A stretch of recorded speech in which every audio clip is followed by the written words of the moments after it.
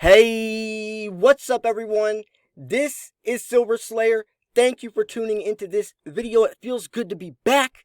There's been a lot going on in the world of precious metals, more specifically silver. So we're going to be covering that. We're going to be covering the ins and outs, what silver prices are doing, what gold prices are doing, and more. What's happening in the economy with COVID and everything you need to know so you can invest more safely and securely. Before we start, make sure to smash that like button. Let's see if this video can get 250 likes. Everyone go like the video right now if you love precious metals. Also, make sure you subscribe and tune in to every single video because I will give you the newest, latest, freshest, most up-to-date information that you need to know to stack accordingly. So with that said, let's jump into the video. So right now we see silver sitting at $18.83, which is it's decent, right? Let's check the 1 month. The 1 month is definitely on the uptrend. We saw it as low as $17.40, but in the last month it's jumped up to $19 and actually hitting above $19 for a little bit. So we're definitely on an uptrend, and this is definitely a rally, which you would say.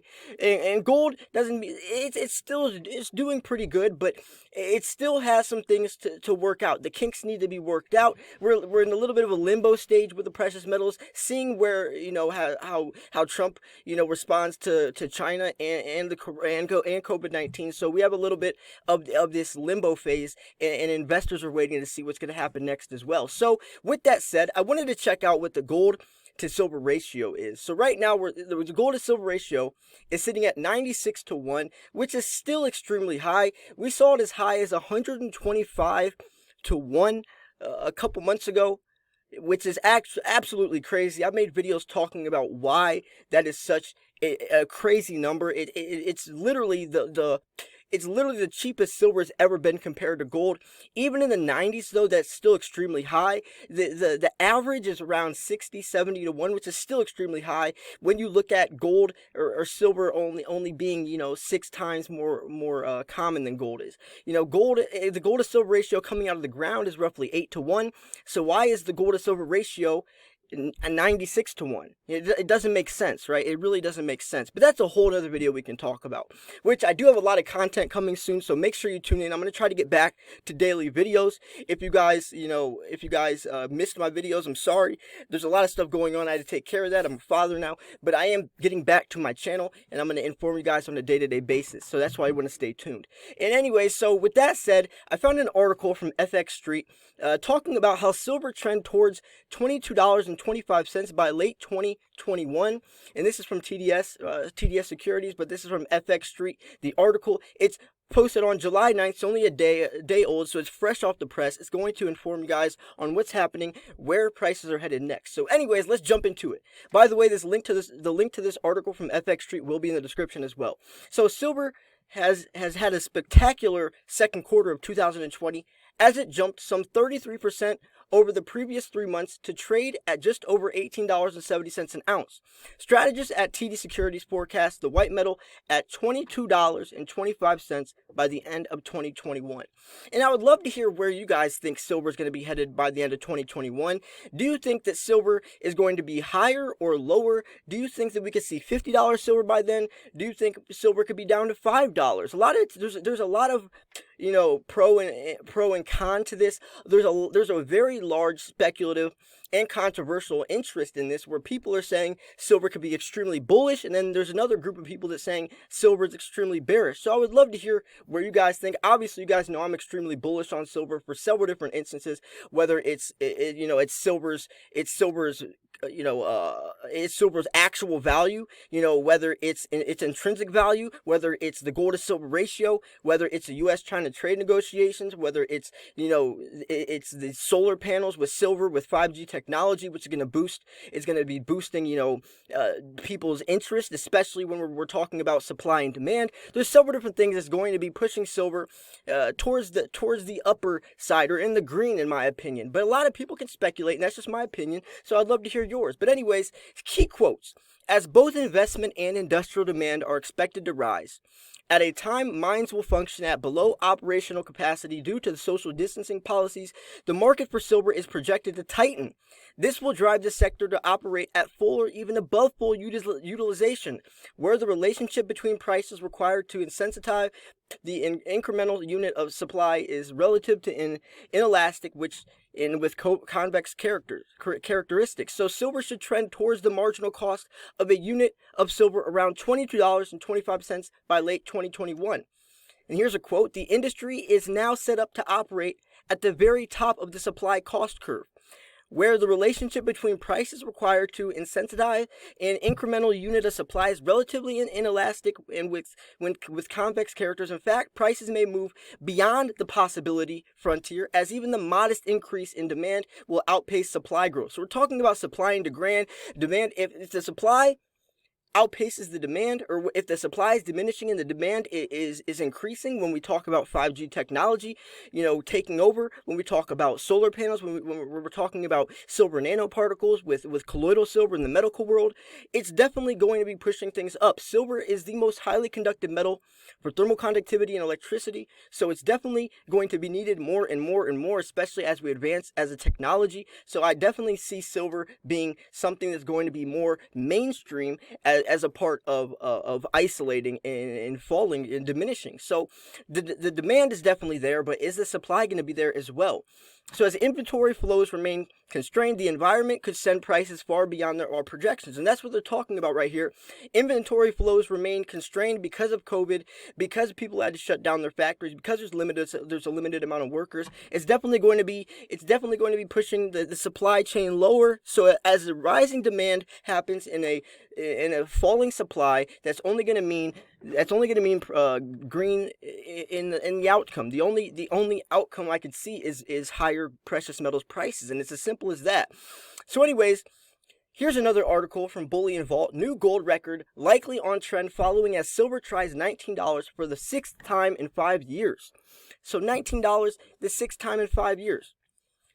Gold prices tried but failed to match yesterday's new 9-year US dollar peak on Thursday, while silver peaked above the $19 per ounce level for the first time since September, as confirmed cases of COVID in the United States rose above 3 million, and Tokyo reported a record daily and rise new infections. Silver is moving ahead with gold this time, says Rona O'Connell at brokerage StoneX, and the ratio to gold is contracting slightly, heading toward $97, and actually it's down to $96 as of yesterday, and this ounces per 1 ounce of gold, down from March's sudden record above 120. Now, surging by over 63% in dollar terms since that of a month's COVID crash to the lowest in 11 years, silver's price has only popped above $19 per ounce 6 times in the last half decade. So what does that mean? Most other commodity prices ticked higher on Thursday, but U.S. crude oil again stalled a little above $40 per barrel. Priced in U.S. dollars, gold bullion today held $12 below Wednesday's peak of $1,817 in London's spot trade. Gold priced in the euro, meantime, rose through and then slipped back through below the $1,600 euro limit, a new record high when first reached in mid-April for the second session running, while gold prices set new all-time highs in both Chinese yuan and the AUE dirham.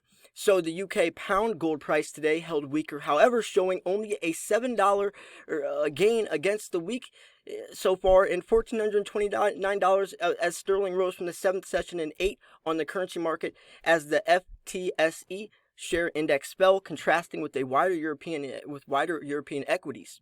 So jewelry sales in Chennai, the 4th largest city in India, gold's number 2 consumer nation, are running 80 to 90% below typical levels. And that's crazy, with many goldsmith workshops staying shut despite the relaxation of the lockdown rules, as record high rupee prices deter demand. So that's actually crazy, and that can give a little insight on what's going to happen in the United States, in China, and more, in richer countries that use precious metals for the same purposes. We're going to see an influx, a flood of that same type of thing happening, that same format. So New York's giant gold ETF, the SPDR Trust, in contrast, has expanded by another 0.9% so far this week, needing 1,202 tons of bullion to back its value, the most since April 2013. So while ETFs continue to pile in, says today's trading note from Swiss Refining Finance Group, It was a slower session today in Asia. The precious metals trickling lower on some light intraday profit taking before gradually ticking higher. Gold certainly seems poised for a test higher over the coming weeks. Some selling does appear on price strength from selective miners hedging future fund production, says a London bullion market making desk, mostly out of Australia, while prices are at sky high levels. And that's going to happen.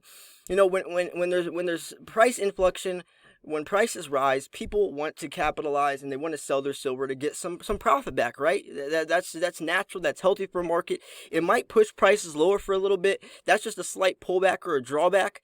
And a lot of people panic sell. A lot of people freak out during this time, thinking the price is going to crash, but that's not true. That's the emotional attachment involved. You got to stay put. You got to stand your ground. You got to remember why you started stacking. So U.S. Treasury bond yields, when adjusted for inflation expectations, meantime held unchanged on Thursday from this week's end 2012 lows in 10-year rates and mid-March 2013 or mid-2013 lows in 5-year rates.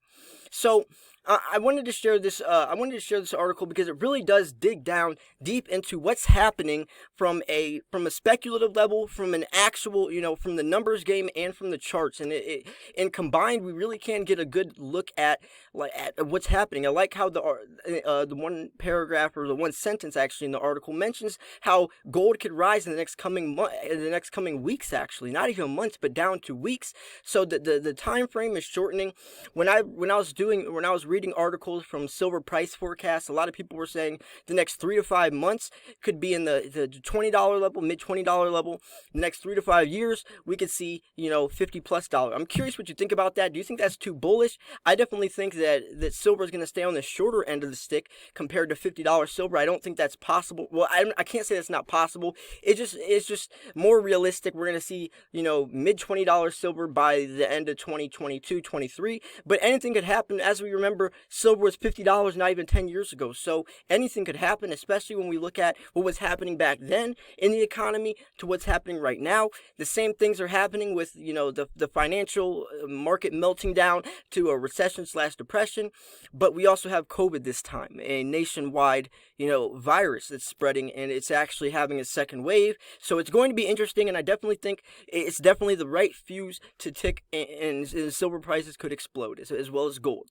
So anyways, I hope you enjoyed this video. If you found this video educational, informational, or at least just entertaining, make sure to smash the like button. Also subscribe, because I do post daily videos. Like I said, I took a little bit of a break, but I think every YouTuber needs to take a break sometimes for just to get your mind straight so you don't get burnt out, and it's actually a healthy thing to do. I just hope you guys are still sticking here with me. I was still staying tuned with the markets, and I hope you guys enjoyed this video. Like I said, the link to these 2 articles will be in the description if you want to check them out yourself, do your research, do your homework. This was Silver Slayer. Thank you for tuning in. I'll see you guys soon. Peace.